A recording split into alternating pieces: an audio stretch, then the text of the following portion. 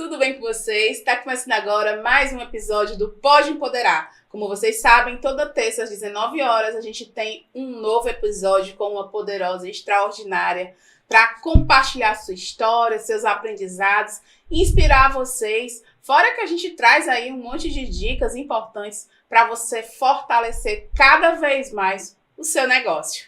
Hoje no Pode Empoderar a gente está com uma convidada super especial. Mas antes de eu chamar a convidada, eu preciso que você se inscreva neste canal. Sim, a gente está aqui trazendo um conteúdo de alto valor para você e o pagamento é se inscrever no canal, dar uma curtida, chama as amigas para assistir também, porque uma mulher precisa fortalecer a outra.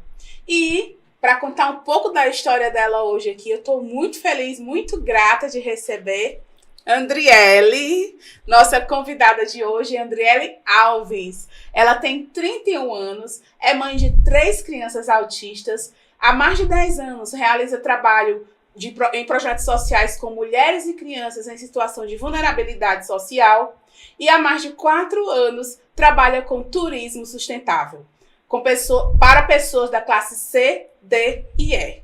A sua missão é tornar as viagens acessíveis a todos, realizando sonhos e preservando o meio ambiente. Hoje nós temos um negócio de impacto aqui maravilhoso para conversar. Seja bem-vinda, Andriele. Como é que você tá? Obrigada. Estou bem. Graças a Deus. Andriele, eu estou muito feliz de você ter aceitado o nosso convite, né? Estar aqui nessa tarde maravilhosa, nessa noite maravilhosa com a gente.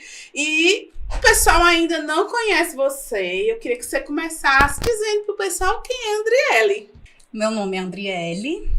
Eu sou uma filha de Deus. Sou mãe. Sou empreendedora. Sou esposa também. E tudo começou assim. A gente é um pouquinho de cada coisa. E quando a gente tem sonhos, a gente foca para realizá-los, né? Ótimo. Andriele, todo mundo tem a sua história, né? Todo mundo tem aí a sua jornada. A sua jornada é uma jornada linda, né? E eu queria que você contasse um pouco para o pessoal que está querendo te conhecer um pouco mais, como foi que iniciou essa jornada, como foi lá no comecinho, quando você era criança, na sua adolescência. Conta um pouco aí da tua história pra gente. Bom, tudo começou desde criança. Eu sempre gostei muito de passear, sempre gostei muito de andar, mas na época de criança eu não podia muito fazer viagens. A viagem que eu fazia era até o interior que o meu pai nasceu, que era Itarema, e foi contada nos dedos as vezes que nós fomos lá, né? A família foi até Itarema.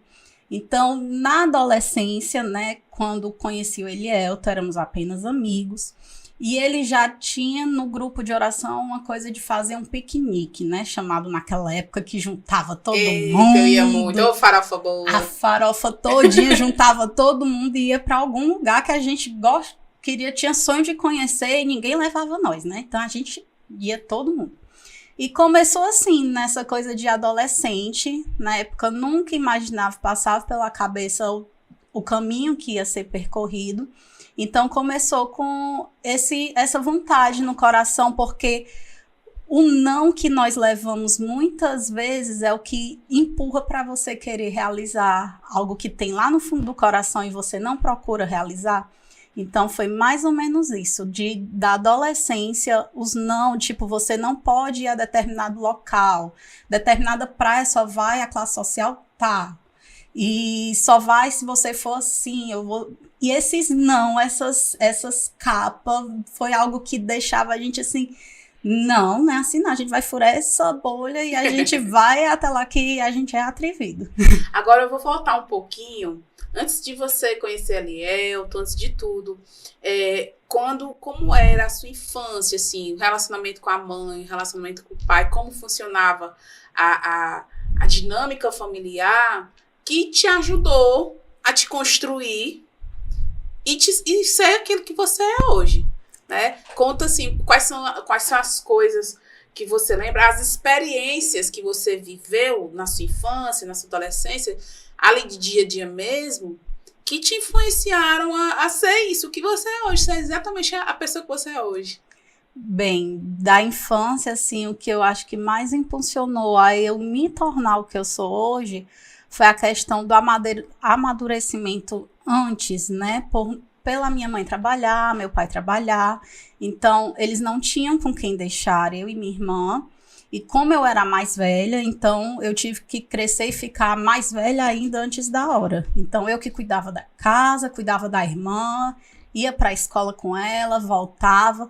Então, desde muito nova, eu conseguia resolver tudo de todo mundo. Na família, a avó, a mãe, o tio, a tia, precisasse de alguma coisa, eu corria e resolvia. Não tinha problema de dificuldade. Da dificuldade, eu fazia alguma coisa possível para resolver. E eu creio que foi isso que impulsionou hoje a me tornar quem eu sou. Isso é legal.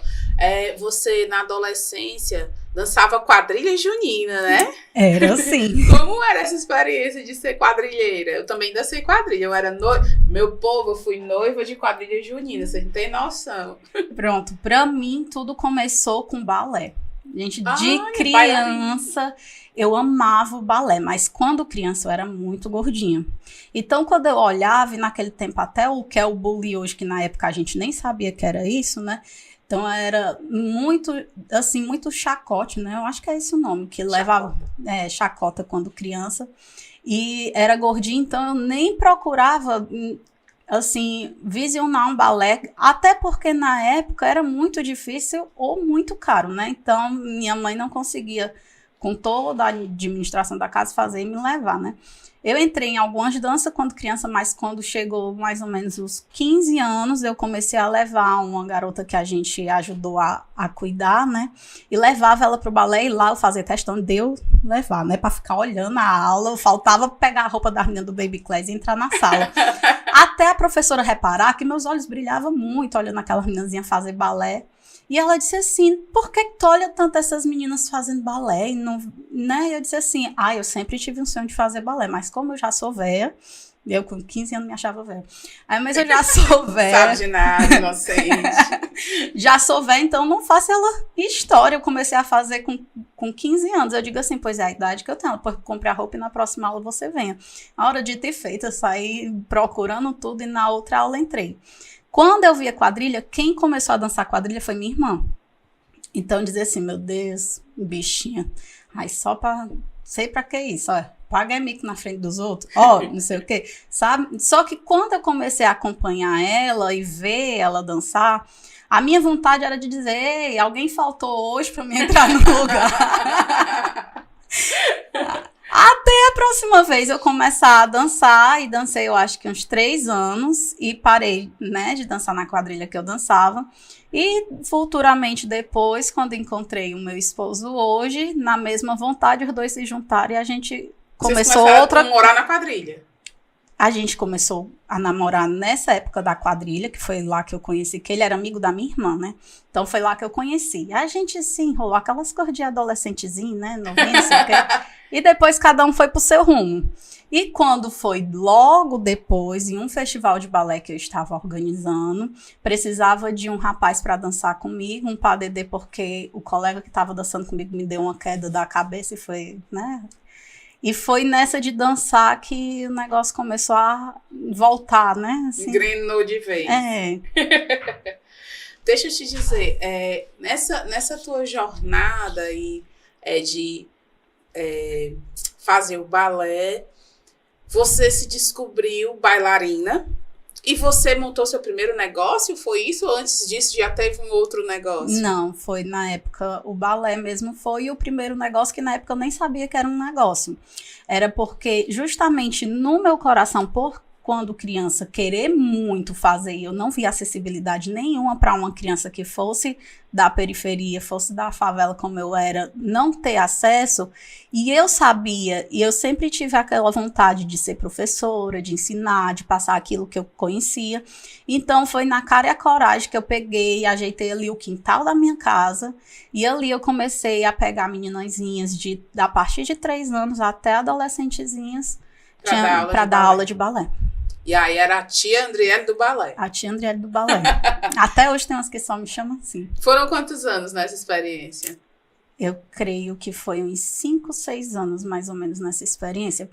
Muito tempo, né? Foi. Foi bastante tempo. Ela é lucrativa ou tu não sabia fazer nada com dinheiro? Não sabia fazer nada, assim.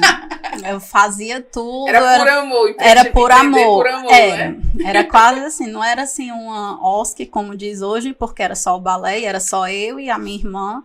Mas era assim, era quase assim, pagar o que a gente gastava para conseguir dar aula. Eita, menina, era só mesmo, doação mesmo. E aí você ficou adolescente, conheceu o seu esposo, começaram a namoraram muitos anos, casaram logo, como foi essa parte? Na época a gente começou a namorar, eu creio que eu tinha 21 anos, mais ou menos isso. E foi quando a gente fez a quadrilha, né? Montou a quadrilha que era a Sentinelas do Sertão. E lá, na época, a gente ensinava a todo mundo para dançar, montava coreografia, a gente era aquele faz tudo, né? Na quadrilha, montava o repertório, olhava a roupa, como era que ia ser, coreografia. Comecei a costurar, porque eu já costurava as coisas do balé, fui pra máquina para costurar coisas de quadrilha, e era mil e utilidades, e foi nessa, a gente, no fim de tudo, quase montado, disse, quem vai ser os noivos? E não tinha quem ia ser os noivos, e a gente nem sabia que era a gente, mas no final das contas, foi a gente que começou a ser os noivos, em 2012. Aí, quando foi 2015, nós casamos. Porque o pessoal diz assim, não vai ser noiva de quadrilha, não, que se for noiva, não. Não casa, já casei 2 vezes. E eu fui noiva há muitos anos. Mas aí, você ainda estava no balé na época que vocês casaram? Ou já trabalhava com outra coisa? Eu já estava no balé, estava em escola e a gente já fazia viagem. Então, você trabalhou CLT também, você teve seu momento CLT. Teve, como sim. foi essa experiência, o momento CLT da vida? Eu iniciei CLT com 16 anos, então enquanto tinha o balé e tinha as outras coisas, eu passava o dia trabalhando enquanto chegava, que eu ia dar a aula do balé, por isso que eu disse, era por amor mesmo.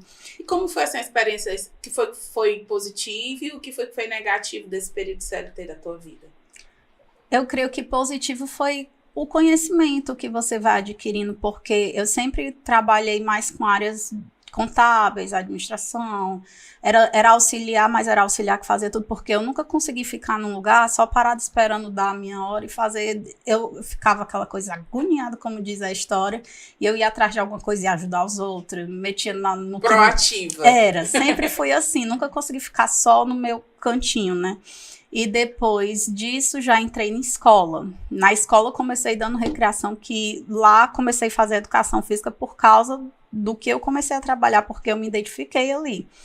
E da recreação passei para a secretaria da escola, mas na secretaria eu fazia também de tudo. Eu mexia na festa, eu mexia não sei onde, era assim. Deixa eu te dizer. Quando você casou, você e seu esposo começaram a realizar um trabalho que eu acho extremamente importante, que é o trabalho socioespiritual. Vocês moram numa região periférica, no mesmo bairro que eu morava quando eu era mais nova, e vocês fazem esse trabalho, é um trabalho muito bonito e é um trabalho muito focado no fortalecimento espiritual e na dignidade humana, né?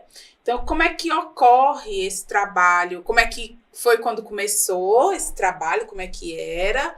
E como que acontece nos dias de hoje? Eu queria que tu contasse um pouco assim, dessa vivência de vocês como casal, né?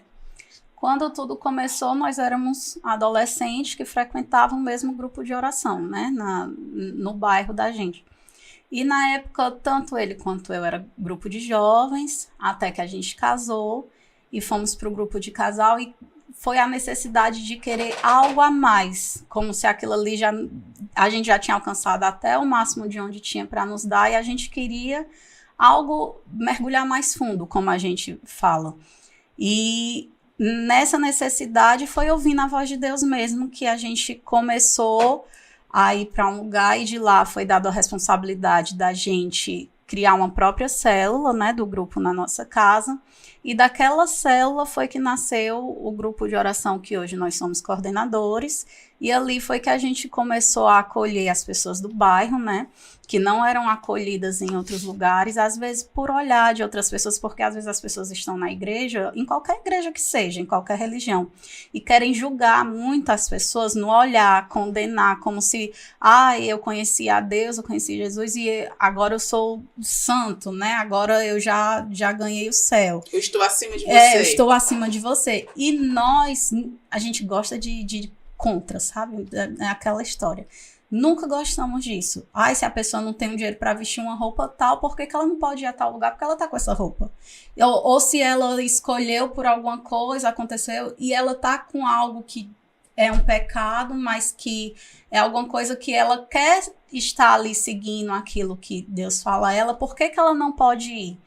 Sabe? E nunca me senti juiz, nunca me senti julgadora de alguém para poder eu julgar aquela pessoa e dizer o que ela pode ou o que ela não pode. Quem vai fazer isso é Deus no momento dela. Então, o que Deus nos ensina, o que Jesus nos ensina é acolher e amar. E foi assim que a gente começou. Acolhendo e amando, e quando a gente foi ver já era algo que a gente nem esperava. E foi crescendo até hoje. Né? A gente, por um tempo, morou em um bairro vizinho.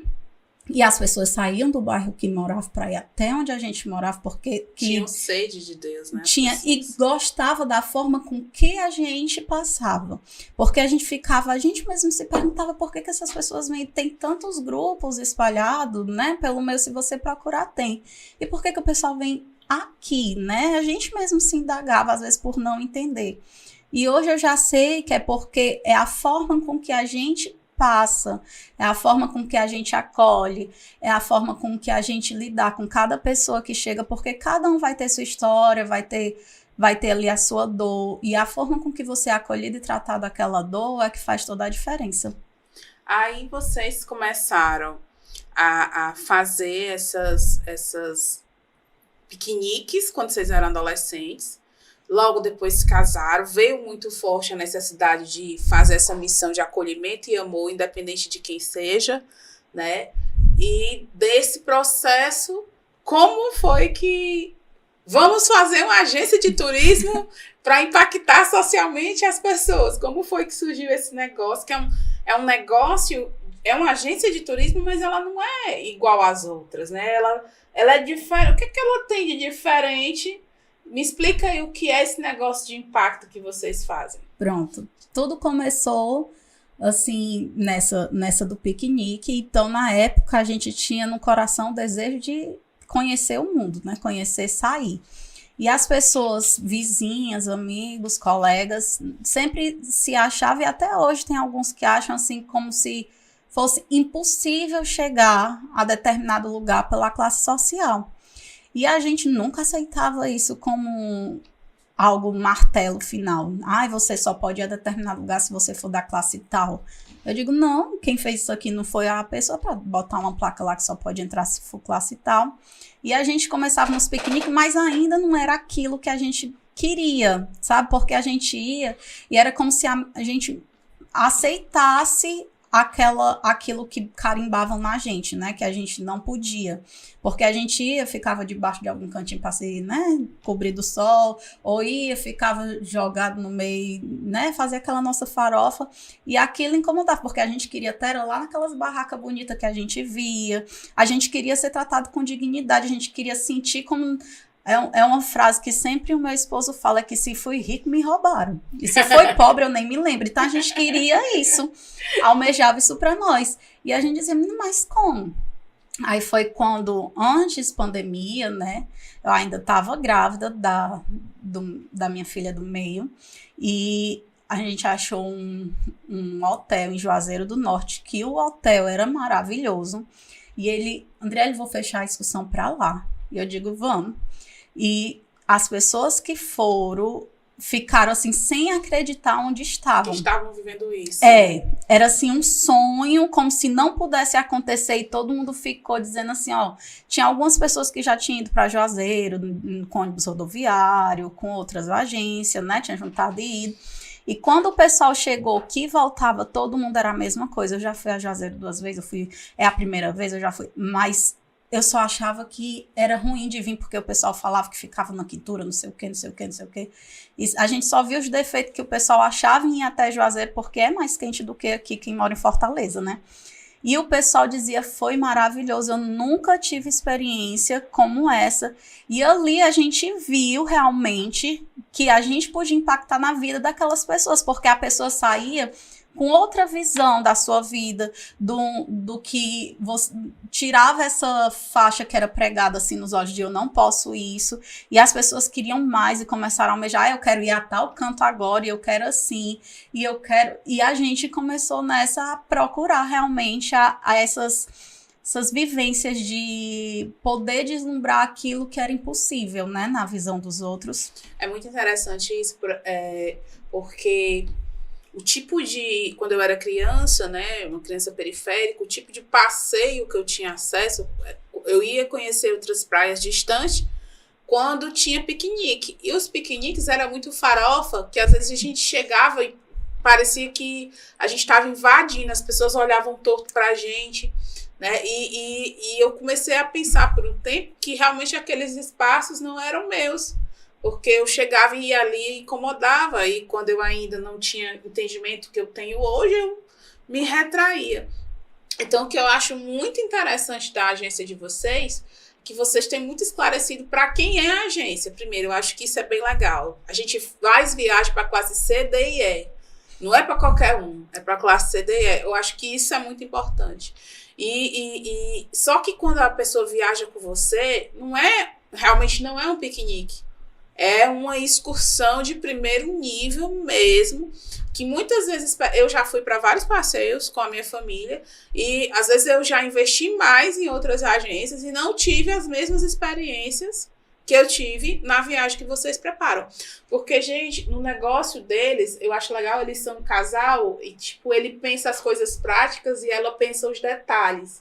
Então, você consegue ser impactado emocionalmente, espiritualmente, eles fazem atividades para aproximar as relações familiares, trabalham as questões de meio ambiente numa viagem que você vai num dia, volta no outro, passa o final de semana, dependendo do que for.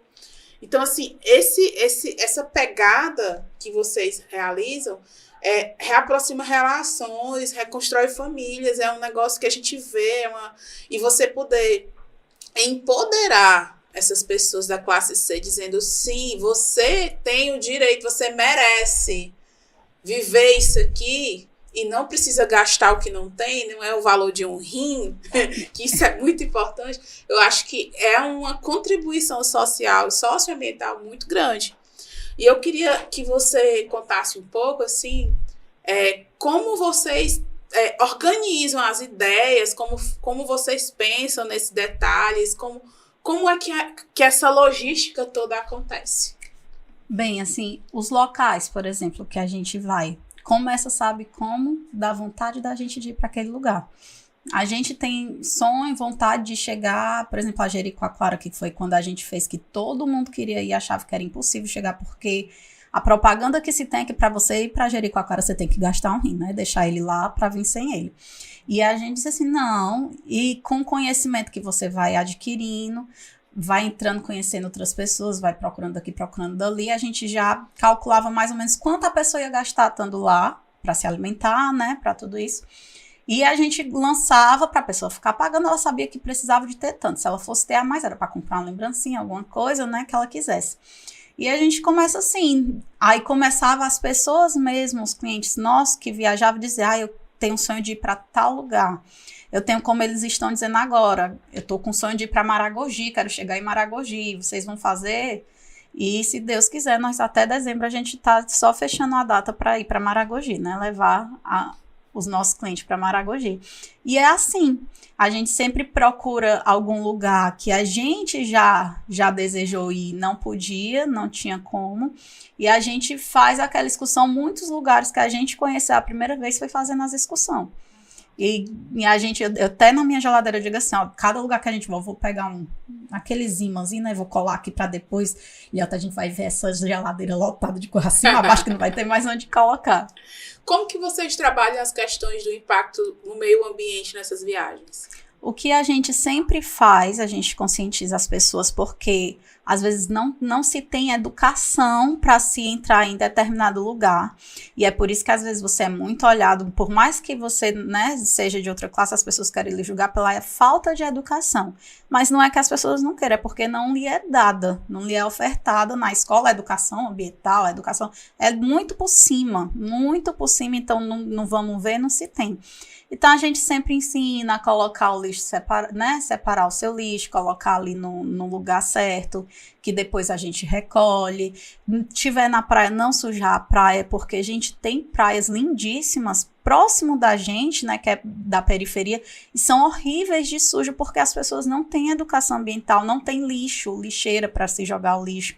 Então, a gente sempre conscientiza muito os nossos clientes sobre isso, sobre você tá com lixo, coloque onde com um saquinho, bote na bolsa, deixe para colocar só quando vê um lixo, tente separar o lixo, porque aquele catador que tá ali naquela região precisa, é ruim dele tá, porque se ele for catar no lixo, ele vai sujar tudo aquilo que ele tá para conseguir pegar só a garrafinha que ele queria. Então, vamos colaborar, porque se você faz uma coisa, você ajuda o próximo e ajuda o meio ambiente, porque senão a gente acaba com aquilo que é bonito e que a gente quer conhecer, porque se você acabar, como é que você vai conhecer? O que é que você pensa, André, vocês pensam, assim, do futuro dessa, o que é que vocês querem conquistar com a Rumbora para perto, assim, nos próximos 12 meses?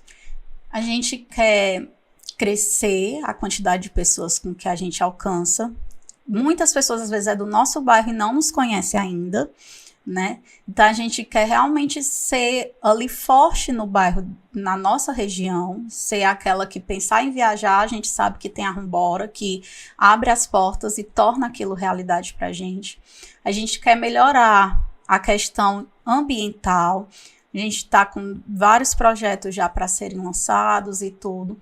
A gente quer fazer bolsas com que aquelas pessoas que realmente, mesmo a gente facilitando, não consegue de jeito nenhum pagar uma viagem, mas tem um sonho muito grande de ir. A gente quer projeto, a gente está fazendo projetos para criar uma bolsa para aquela pessoa conseguir ir.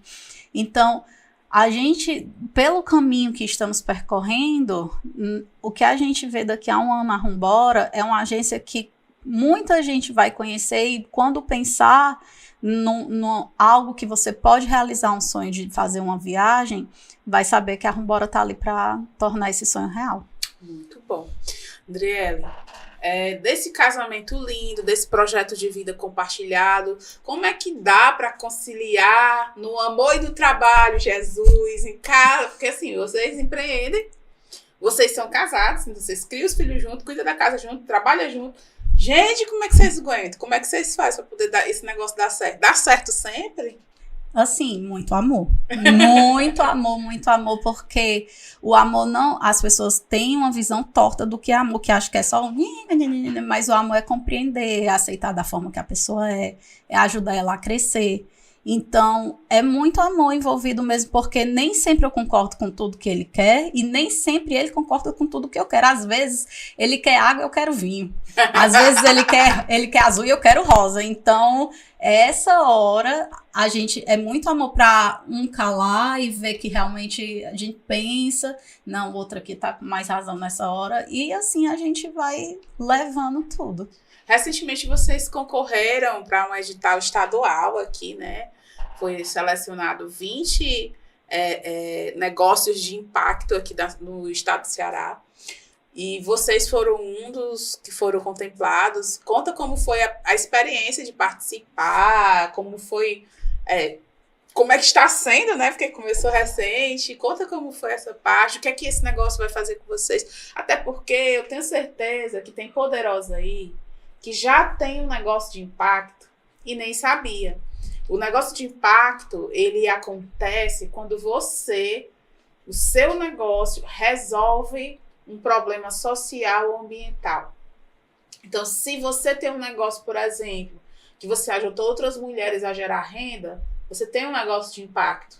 Se você tem um negócio que se preocupa com as pessoas para que elas estejam bem, sejam melhores cuidadas, provavelmente você tem um negócio de impacto. Se você tem um negócio que se preocupa em pegar as melhores matérias-primas, que não agridam o ambiente, você se preocupa com descarte, você provavelmente tem um negócio de impacto.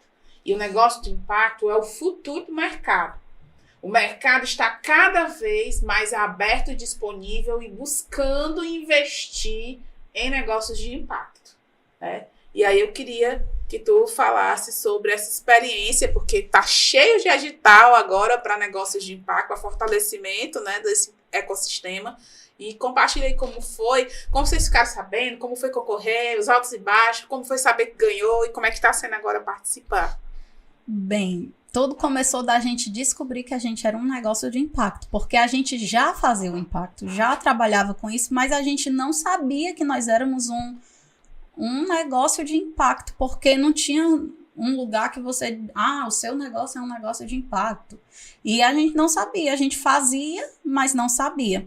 E devido a mentorias e tudo, a gente descobriu que era um negócio de impacto e descobriu esses editais que tem aberto realmente, se você procurar, muito edital aberto para isso, porque as pessoas querem mesmo lhe ajudar a botar crescimento, acelerar o seu negócio, se ele tem impacto, ou na sociedade, ou ambiental, ou os dois, como é o caso do meu. E a gente se inscreveu nos corredores digitais, e não imaginávamos, assim, que ia ser aprovado já, até porque a gente tinha se inscrito em 2, e logo quando a gente viu o resultado do primeiro que a gente não passou, a gente passou, assim, por uns 20 minutos, daquela coisa assim, né, Senhor... Vocês se inscreveram em 2 editais ao mesmo tempo? Foi. Editais diferentes, empresas diferentes, empresas diferentes, e o resultado do primeiro edital que a gente se inscreveu saiu primeiro. E quando saiu, a gente não tinha sido aprovado. Aí você fica ali, porque você tem a vontade de ter sido aprovado, né? Mas você fica ali, me conformar, né? Porque não foi dessa vez, a gente vai estudar um pouco mais e da próxima vez dar certo. E quando a gente descobriu que tinha sido aprovado no outro, foi assim, algo que a gente nem sabia explicar, porque foi essa mistura da emoção com a felicidade, de agora vai dar certo, mas ao mesmo tempo de, meu Deus, eu tenho que estudar mais, eu tenho que correr, porque senão os corredores digitais realmente correm, você tem que correr junto com eles, para não só porque a gente quer passar, porque tem uma nova fase dentro do programa que a gente passou, né? E se for aprovado aqui, continua, mas é porque é o sonho, a meta do sonho que a gente quer realizar, porque a gente precisa alcançar aquela meta ali, e se você ficar parado esperando cair do céu, não acontece. É verdade, essa parte é muito importante. Aconteceu comigo essa semana uma experiência. A gente vai promover um mega evento em outubro aqui na nossa cidade, e que é o primeiro evento da ONU no Nordeste do Brasil. E esse evento vai ter 400 empresários do Norte e Nordeste reunidos, vai ser um evento enorme, enfim. E é um evento do Pacto Global da ONU, que trabalha justamente as ODSs e os negócios de impacto. E aí vai ter feira de exposição, vão ter várias atrações. E eles disseram assim para mim, Mônica, a Empoderar-te pode indicar X números de empreendedoras que façam artesanato e que sejam negras? Eu disse, podemos. E aí eu fui atrás dessas mulheres. E aí teve um especial que me chamou muita atenção. Ela é bonequeira, né? Faz bonecos. Lindos os bonecos que ela faz. Aí eu cheguei e disse assim, Dona Fulana, vamos fazer aqui participar de uma feira internacional. A senhora não vai pagar nada, a senhora vai chegar lá, vai passar 3 dias, vai poder expor, vender seus produtos para o pessoal do Norte e Nordeste todo conhecer, tarará, tarará. Ah, minha filha, mas é porque eu não tenho estoque, não. Eu faço assim de encomenda. Mas, Dona Fulana, não é amanhã a feira, é só em outubro. Será que daqui para outubro a senhora não consegue produzir algumas peças? Ela, não, é porque fulano da minha família está muito doente e eu tô muito assim, certo? Mas assim, a senhora vai ficar assim muito triste até outubro. Aí ela disse assim, não, mas é porque as condições é muito pouco. Eu disse, mas a senhora precisa do quê para a senhora conseguir a matéria-prima? Aí ela, não, minha filha, é porque a senhora ando tão desanimada, são tantos problemas, tantas dificuldades, e o dinheiro não vem. E eu fiquei pensando, poxa, eu tô aqui oferecendo para ela expor numa feira internacional sem pagar nada. Então, às vezes, a gente entra num ciclo onde a gente não faz, né? A gente quer que aconteça coisas extraordinárias na nossa vida, Porém, a gente não faz a nossa parte. E às vezes a oportunidade vem, mas a gente não está pronto. Se a oportunidade tivesse chegado, que é se inscrever ao edital, e vocês não tivessem se inscrito, não tinha dado certo para vocês. Com certeza. E não deu, e eu não consegui terminar a inscrição de primeiro. Eu acho que eu fiz umas 8 vezes a inscrição até dar certo. Ah, André, porque deu errado no... Não. Eu tava terminando, aí tinha alguma coisa que eu tinha dúvida, eu começava a ligar pro pessoal que a gente conhecia, pedindo socorro, misericórdia, alguém nos ajuda, e o celular dava pane, apagava tudo, aí você iniciava de novo. Teve uma hora que eu já tava com tanta dor de cabeça que eu digo assim, eu não vou mais olhar pra ele hoje, mas amanhã eu olho. Não desistir, né? É. Adriele, agora só que essa luta toda que você conta aí, ajudar as pessoas socioemocionalmente, tocar a agência de turismo sustentável, tudo isso em meio a 3 bebês, né? Você tem 3 lindos filhos, eles são assim, eu sou apaixonada pelos seus filhos, e recentemente você descobriu que os 3 têm atipias, né? E como é que foi esse processo? Porque quando a gente tem um filho, a gente imagina o melhor mundo possível, o mundo perfeito para esse filho. E aí você se vê com 3 bebês lindos, maravilhosos, inteligentes, atípicos. Como é que você... Qual foi as sensações, os sentimentos, quais foram os aprendizados desse processo que você começou a desconfiar que algo não estava ok, até você receber esse diagnóstico? Bem, começou porque já trabalhei em escolas. Então, eu via as crianças na escola. Eu nunca tinha sido mãe, mas eu via as crianças na escola e via que alguma coisa era diferente com o mais velho quando nasceu. E as pessoas diziam, é fase. Vai passar, é porque ele é muito novo. Não, mulher, porque tu dançava quadrilha grávida dele, tu passava a noite acordada, tu quer o quê? Que esse menino durma como? Eu digo, mas ele é um bebê, ele não dorme, ele não gosta, a gente passava a noite e o dia acordado com ele chorava muito. Com 1 mês o João já foi pra UTI, a gente não sabia que era devido a uma alergia. A gente foi descobrir que era alergia quando a do meio nasceu, porque a dela já foi mais grave. Então, quando descobriram e fecharam o laudo da alergia dela, disseram, vamos testar esse teste aqui com ele. É, mãe, ele também é alérgico. Então, até comecei a andar com o João mesmo na escola. Quando ele começou a estudar no Infantil 2, a tia já me chamou, mãezinha, ele é muito agitado, ele parece assim que é mais velho do que...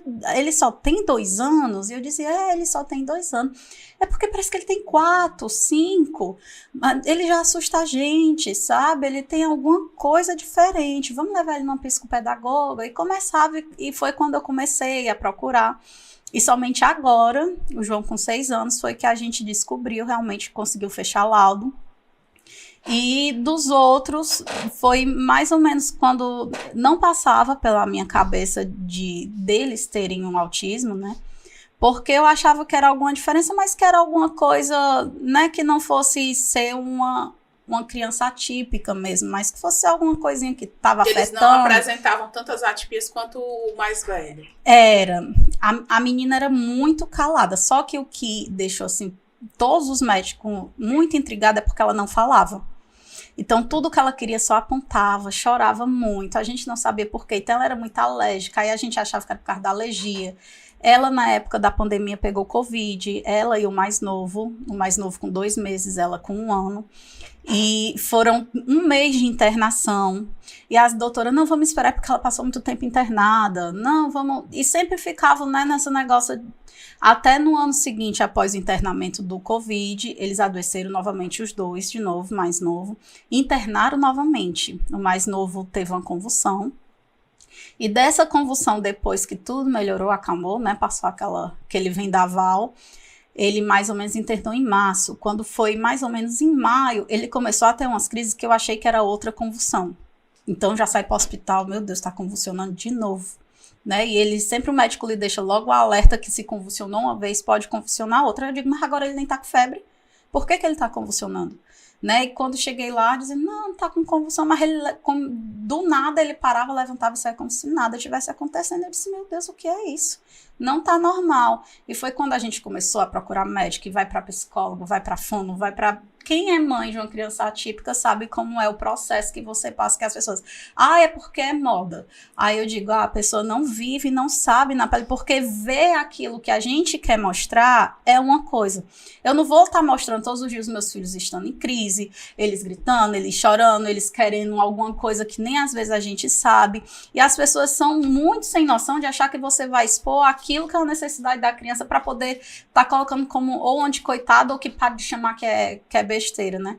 E foi até essa caminhada todinha e o neuro fechar realmente que os 3 têm autismo, fora o autismo, eles têm algumas outras comorbidades, né?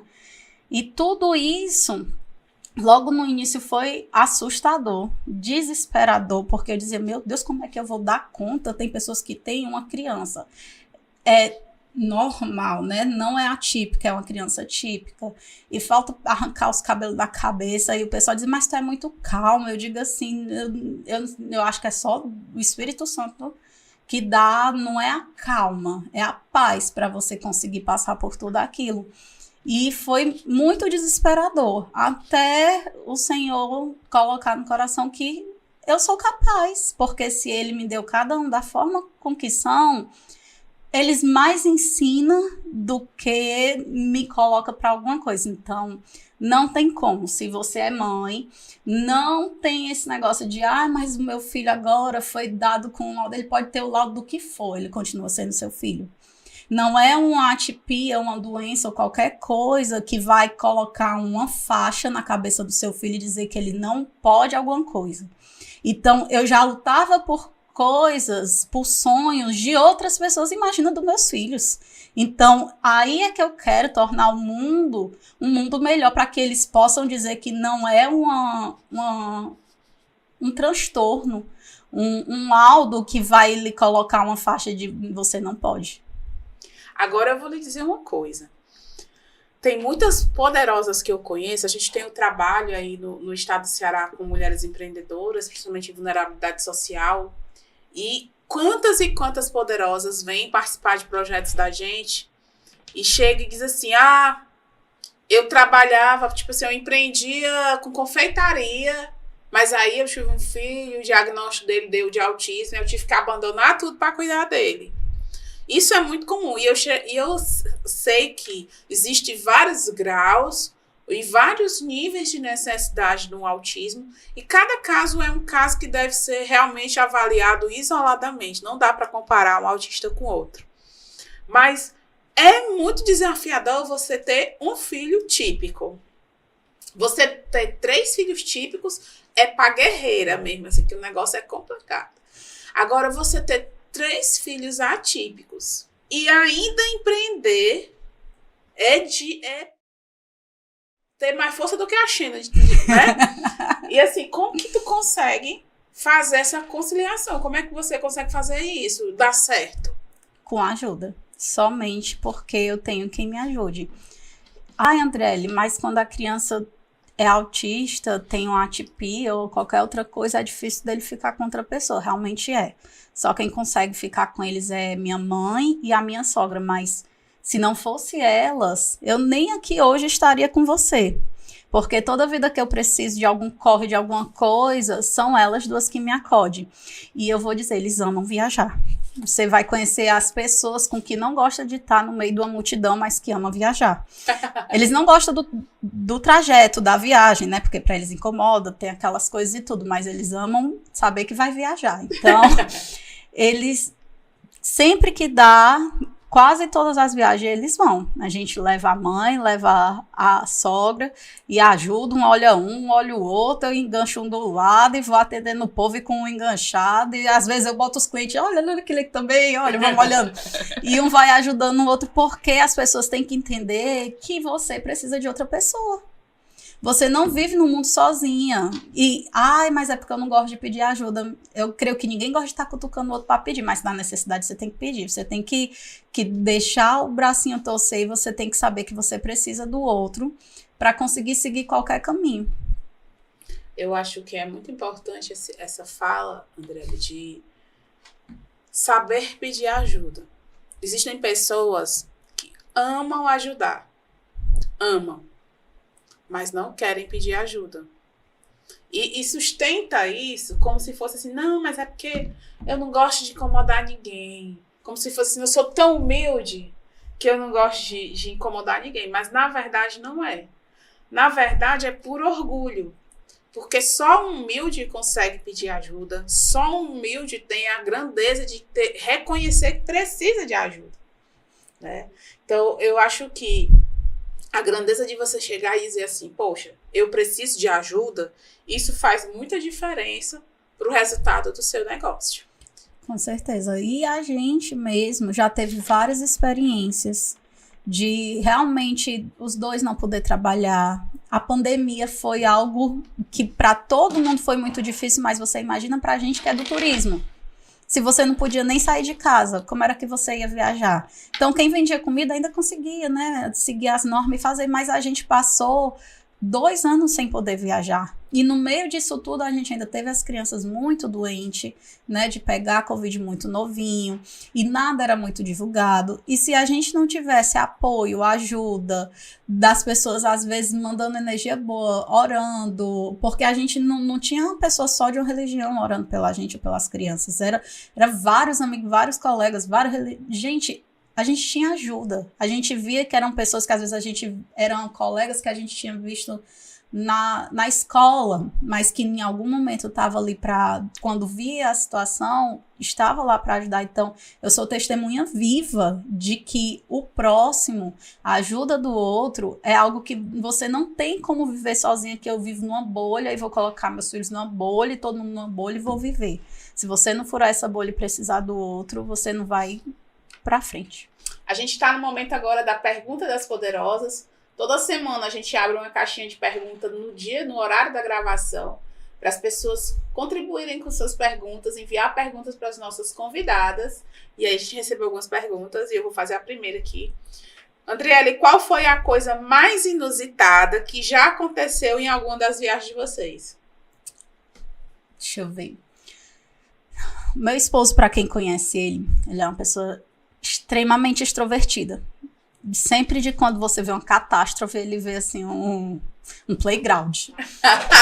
E uma vez que eu achei muito massa, inclusive os clientes, todo mundo filmou, todo mundo assim, foi que a gente saiu no ônibus, a gente foi para Canindé, se eu não me engano, eu nem lembro mais direito para onde foi. Eu sei que quando a gente vinha embora, o ônibus de repente parou. E ninguém sabia, o pobre do motorista não sabia o que era que tinha acontecido. E algum dos homens que estavam viajando com a gente desceu para ajudar o motorista. E a mulher ficou tudo no canto, né, no meio do sol lá, pegou só umas arvorezinhas. E de repente uma das clientes estava com aquelas caixinhas que anda que tinha um microfone. E quem conhece meu esposo sabe que ele canta divinamente bem, né? E ele, vamos cantar. E eu sei que ligaram o forró e era todo mundo dançando no meio lá. E ninguém lembrava mais nem que o ônibus estava quebrado. Enquanto isso, tinha uns 2, 3 ajudando o motorista e viram que era só uma peça que tinha caído. E no instante ajeitaram. Eu sei que ajeitaram o ônibus e o pessoal não queria mais nem parar de dançar. Não queria mais nem ir embora. Quiseram ficar lá mesmo. Queria ficar, era lá, dançando tudinho, porque tava muito bom. Tava um vento. Menina, veio um vento que todo mundo sabia mais nem o que era calor, o que era nada. E foi aquele momento assim, e aquilo marcou para os clientes. E ele dizia, quando é que vai ter a próxima? A gente quer cantar de novo, e não sei o quê. E todo mundo falava assim, como se fosse algo que fosse planejado a acontecer. E não era, né? Oh, legal. Outra pergunta. Meu sonho é viajar, só que eu não tenho condições. Será que um dia eu vou conseguir realizar? Eu creio que se você tem um sonho e você tiver metas para alcançá-lo, você realiza. Agora, se você esperar cair do céu um papel com um ticket de viagem, vou viajar agora, não vai cair. Então, se você quer, o primeiro passo você já deu o que você falou que quer. Então, chega na gente, procura uma forma. A gente está com novos projetos, então procure uma forma de você conseguir realizar o seu sonho. Só pare quando você alcançá-lo. Tem uma terceira pergunta aqui para ti. Qual é o seu sonho de destino? Ou seja, o que você quer para o seu futuro? Bem, destino não é uma viagem que eu queria no meu futuro, né? Ou é sonho de destino? Acho que é de destino de viagem. Sonho, que você disse que você escolhe de acordo com os sonhos. Meu sonho, chegar a Fátima, chegar em alguns lugares fora do Brasil, né? Tenho alguns sonhos. Não tenho sonho de ir à Disney, eu já tive. Eu amo aquela coisa princesa, amo essas coisas, mas hoje eu tenho outras prioridades antes disso. Meus filhos aqui, quando vê, né, dizem assim, oi, né, porque é criança. Mas não é doido pra ir, né? Dizendo, eu vou levar. Mas eu tenho isso também, ainda levo eles. Mas eu tenho o sonho de chegar primeiro a Fátima, a Assis, a outros lugares que alguns santos que viveram lá, a história para mim é assim, surpreendente, e devido à experiência que eu já tive em Aparecida do Norte, para mim chegar a esses lugares, eu sei que eu vou ter a experiência e o impacto que nenhum outro desses lugares vai me proporcionar. Muito bem. Agora a gente chegou num momento muito especial do nosso podcast, que é o Jogo do Impacto. O Jogo do Impacto funciona assim. Toda semana a gente faz algumas perguntas curtas para nossa convidada e ela responde também de modo curto. Tipo um bate e volta, assim que chama as viagens que vocês fazem, que vai e volta no mesmo dia. Então vamos fazer um bate e volta aqui de perguntas, tá? O mundo para a Andriele. Um mundo sem desigualdade. A Andriele para o mundo. A Andriele que luta para poder conseguir essa meta. Um negócio de sucesso. Vambora turistar. Adoro. Por qual mundo você luta? É um mundo que não tenha discriminação, mas que aceite todo mundo como realmente é. Uma frase que te move. Viver é melhor do que existir. Essa frase é a cara da Vambora. É muito parecida com a gente. Escuta essa frase, eu lembro da Vambora. Gente, a gente tá chegando ao fim do nosso encontro de hoje. E você sabe que próxima terça-feira a gente tem um novo encontro aqui às 19 horas. Acompanhe ao vivo junto com a gente. E, Andriele, eu quero te pedir para tu olhar para essa câmera aqui, ó, que é a tua, e deixar uma mensagem para as poderosas que vão assistir esse nosso programa. Uma mensagem transformadora, uma mensagem para elas, para você levar um pouco disso tudo que tem aí dentro, que ainda tem muita coisa daí, para essas poderosas. Bem, o que eu quero deixar para você que está assistindo é que nunca deixe alguém rotular você com impossibilidades. Quem diz o que você é, o que você pode ser, é você mesmo que direciona. E se você tem alguém dizendo não para você, use esse não para poder lhe empurrar para frente em vez de colocar você para trás. Nunca deixe ninguém passar por você e dizer que você não é nada. Porque não é porque você é mulher, porque você é preto, porque você é branco, você é amarelo, você é mãe, você não pode nada. Porque quem limita você é você mesmo. Ai, que linda frase. Andriele, eu tô muito feliz mesmo. Eu sou amiga, gente, do esposo dela, né? E me tornei amiga dela por causa dessa amizade com o esposo dela, de criança, do bairro e tal. E é um casal que eu amo, é um casal que eu chamo pra ir pra minha casa, é um casal que eu torço muito pelo sucesso. E eu sei que esse sucesso vai chegar no nível que eles desejam. E assim, eu estou muito agradecida por você ter me doado seu tempo, por você estar aqui hoje conosco. Muito obrigada, Lielto, também que está aqui nos bastidores, por você ter vindo.